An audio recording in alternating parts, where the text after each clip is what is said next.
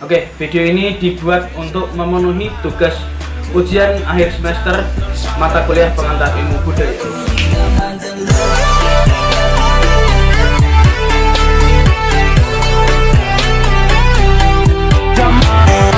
Assalamualaikum warahmatullahi wabarakatuh. Nama saya Ahmad Rafi Bernudin, dan dalam video ini saya akan membacakan beberapa jawaban saya dari soal UAS mata kuliah pengantar ilmu budaya. Oke, langsung saja ke video jawabannya.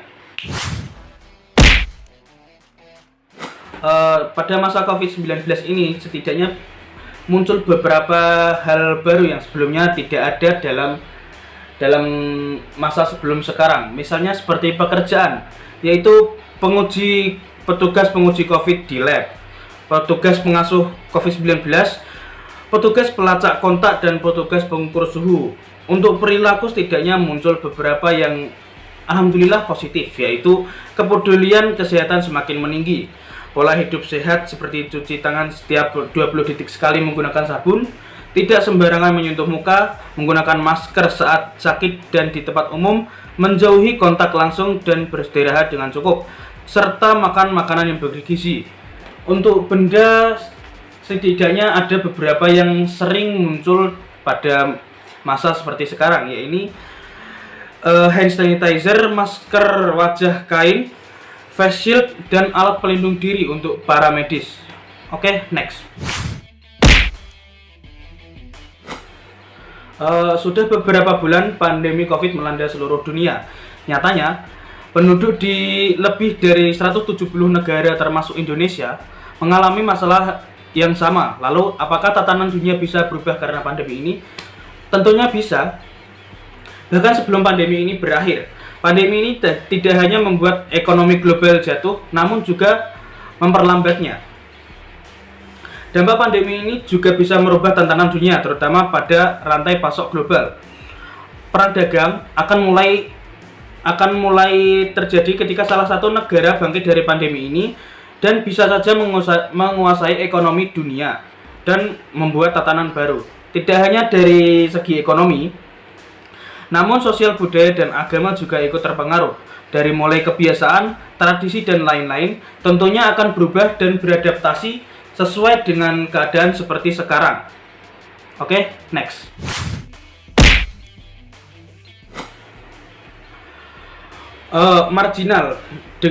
Marginal identik dengan masyarakat kecil atau kaum yang terpinggirkan. Jadi kaum marginal adalah masyarakat kelas bawah yang terpinggirkan dari kehidupan masyarakat.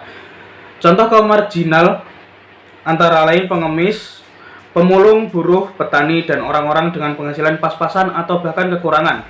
Mereka ini adalah bagian tak terpisahkan dari negara kita.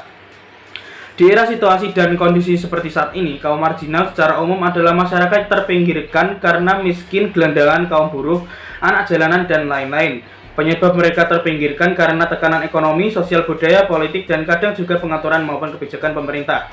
Hal ini juga berakibat pada jenis pendidikan yang cenderung lebih memilih atau mendapatkan pendidikan non-formal. Keberadaan kaum marginal yang biasanya berada di kota-kota besar muncul secara pelan dan tidak tertangani secara kolektif, sehingga akan memunculkan berbagai penyakit masyarakat seperti pelacuran, gelandangan, pencurian, perampokan, human trafficking, dan lain-lain. Jika tidak ditangani akan menjadi bom waktu yang akan merusak, menghancurkan tatanan suatu negara yang sedang membangun sumber daya manusia, misalnya semakin banyaknya anak putus sekolah. Menurunnya kualitas sumber daya manusia, tingginya pengangguran, kemajuan, dan perkembangan pendidikan dalam negara tersebut akan tertinggal dengan negara lain. Banyak penyakit kerawanan dan sosial masyarakat yang tidak dapat tertangani. Oke, next. Iklan sebagai salah satu media pemasaran telah masuk ke dalam sendi-sendi kehidupan manusia. Iklan dengan berbagai macam bentuknya memberi informasi tentang produk, barang, atau jasa kepada publik. Tujuannya adalah agar masyarakat tergerak untuk membeli atau mengonsumsi produk-produk tersebut.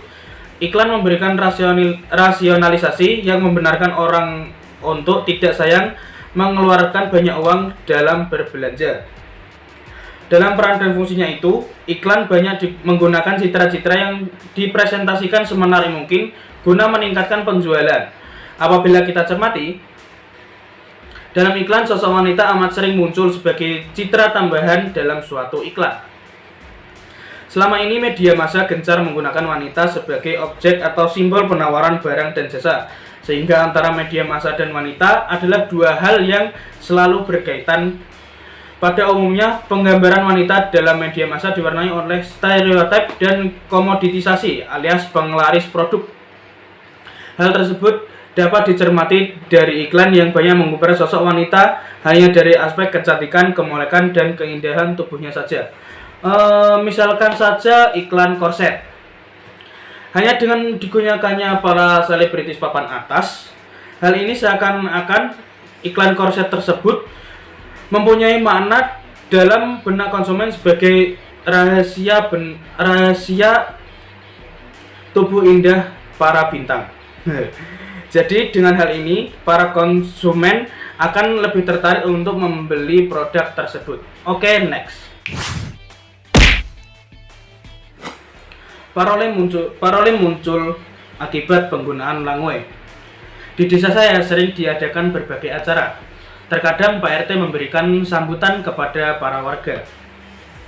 Karena Pak RT terkadang gugup, maka beliau sering menuliskan sambutannya di secarik kertas. Nah, hal yang dilakukan Pak RT ini merupakan salah satu contoh parole, karena menyangkut tindak menulis yang mirip seperti tindak tutur, yang tentunya hal ini diakibatkan oleh penggunaan langue. Oke, next.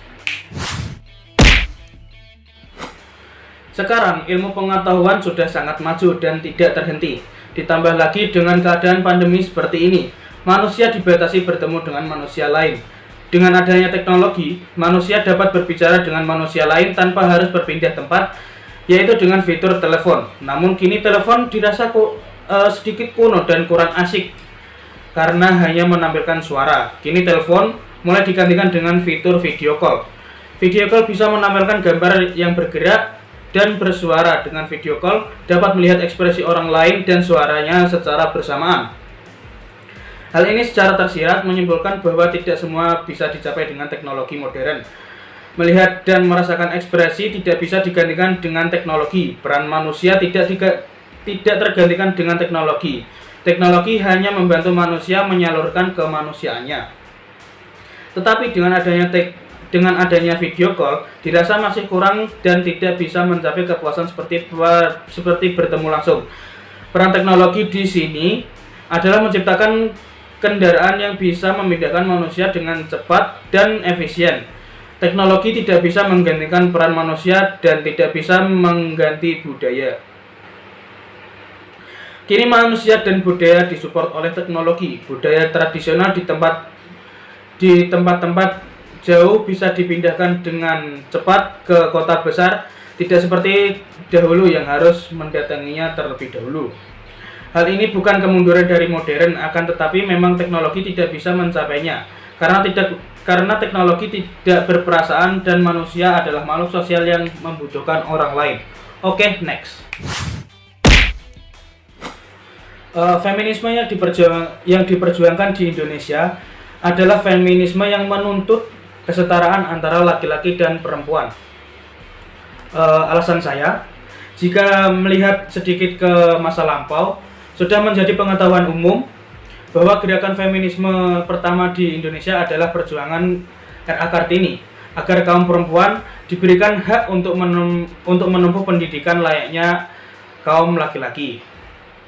Dan berkat perjuangan beliau ini, setidaknya beliau mengawali pemikiran dan kondisi sosial masyarakat di mana manusia tidak dipandang berdasarkan gender dan diperlakukan lebih buruk hanya karena mereka terlahir sebagai perempuan. Oke, next.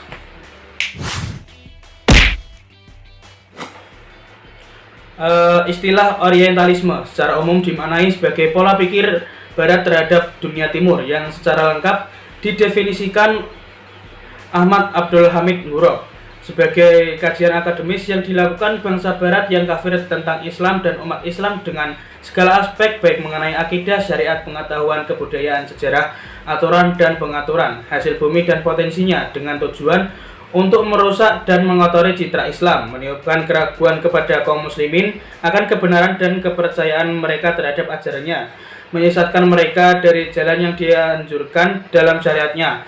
Para orientalis sesungguhnya tidaklah secara jujur menilai Islam sebagai agama yang berasal dari Allah, melainkan hanya sekedar menganggapnya sebagai hasil budaya manusia timur. Dalam hal ini Nabi Muhammad dan para sahabatnya yang diteruskan oleh pengikut-pengikut mereka.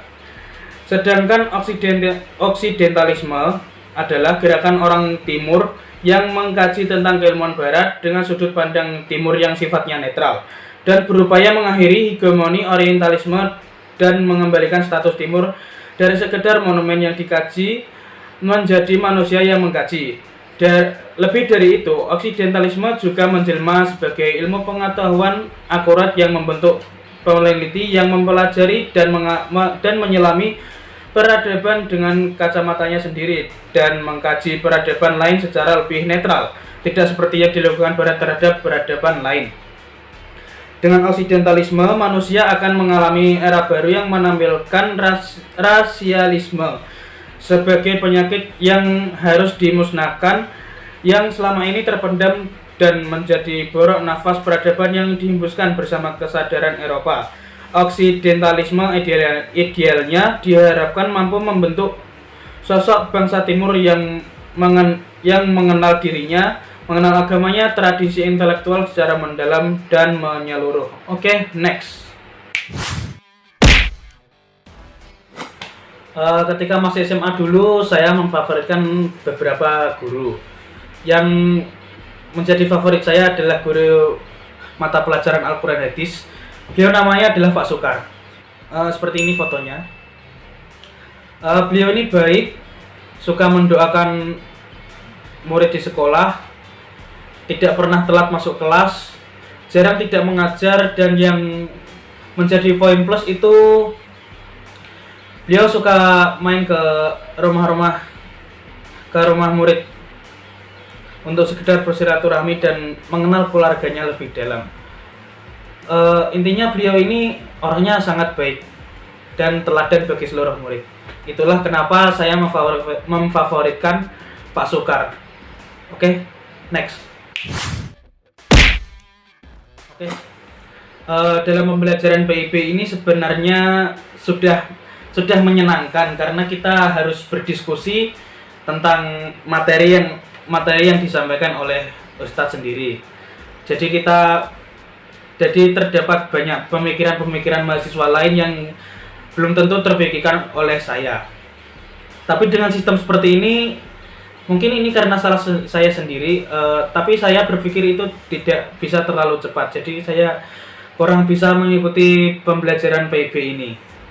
Dan mungkin kekurangannya hanya pada waktu perkuliahan, karena terkadang diskusi itu sampai siang, dan itu bertabrakan dengan mata kuliah lain. Jadi saya agak bingung untuk mengikuti PIB atau mata kuliah yang akan datang. Mungkin itu saja dari saya. Oke, terima kasih telah menonton video ini sampai selesai. Video ini dibuat untuk memenuhi tugas ujian akhir semester mata kuliah pengantar ilmu budaya. Syukron ala musyahidatikum.